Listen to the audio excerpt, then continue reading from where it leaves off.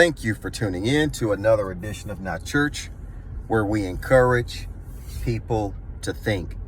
I'm going to continue part 3 on this message, a fine line between lying and having faith.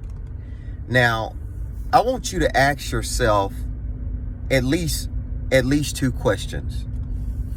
Number 1, when it comes to the books of Deuteronomy, when I speak of that, I'm talking about the Deuteronomistic history books, which speaks of blessings and cursings. Those books, if you go look at those books, look them up. I won't tell you which books they are, but I will say it starts with the book of Deuteronomy. Go look and see how many books deal with blessings and cursings in the Old Testament. Those books primarily deal with God's chosen people of Israel.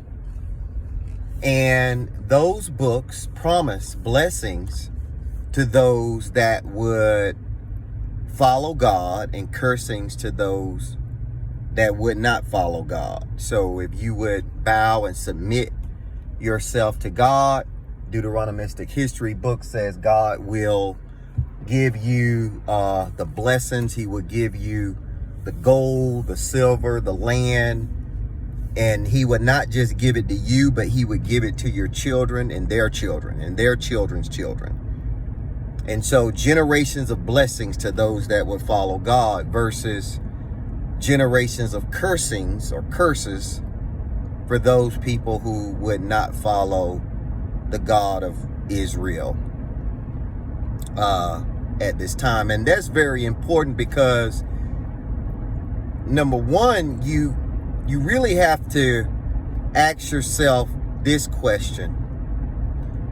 If God is not a respecter of persons, how does God have a chosen people? Simple question. We have to wrestle with this in order to get to a place that we're comfortable, with these 2 truths. And most people will take these truths in the Bible or these sayings in the Bible, and then they'll combine the 2 and they'll come up with their own truth. And they'll justify and say, oh, well, God's chosen people, God's always had a chosen people, and God, but I guarantee you that every race in the world wants to consider themselves the chosen people. I can guarantee you that. Even though we know in the Bible that he's talking about Israel, who we today view as the Jews, which is all muddy. So when you talk about true, authentic Jews, you're talking about another completely different subject. Because the Jews that we consider Jews today was not the Jews of the time that we're referring to in the Bible. That's a whole nother issue. I won't get into that. But I'll say this, that you have to minimally ask yourself the question, if God is not a respecter of persons, how can or would God have a chosen quote-unquote people? That's number 1. Question number 1. Question number 2 is this. Are you really in love with religion? Or are you in love with your family and your past family that have died and passed and gone on who were religious? Let me say it again, because I don't want to confuse you. I want you to think about this second question. Are you truly in love with religion? Or are you in love with the people that taught you the religion, and due to their connection to the religion, you are in love with the people and connected to the religion? And because you love the people that are connected to the religion, may be in love with the religion. Ask yourself those two questions, because, you know, those two questions, if we wrestle with those questions, it can bring a little bit of clarity to us, just a little bit.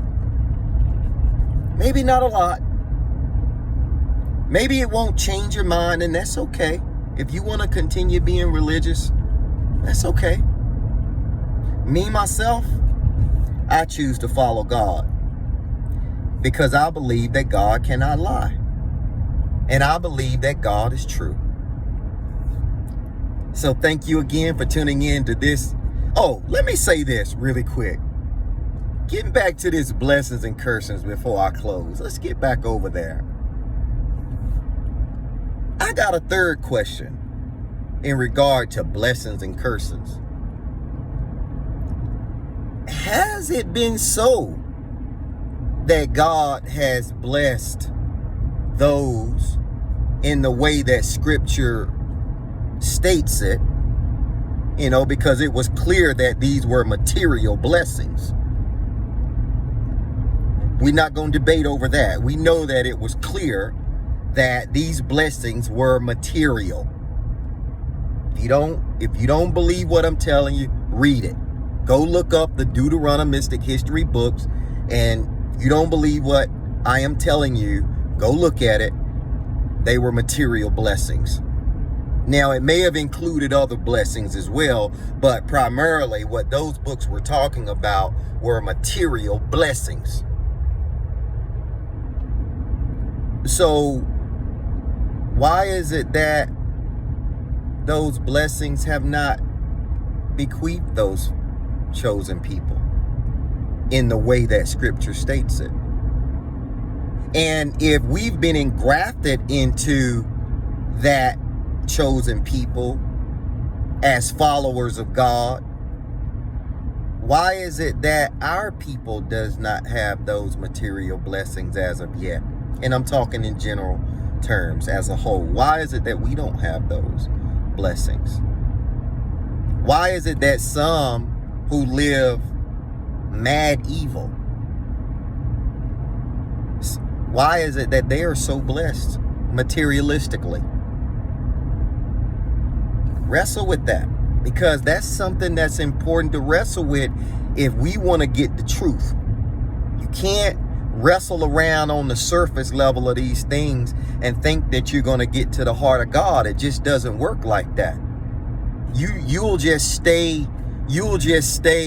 on the mountain looking over at the promised land. We want to get to the promised land. God promised that, and God can't lie. Thank you again for tuning in to this session of Not Church. And remember, like, comment, subscribe. And remember, it is okay to think. Till we meet again. Peace.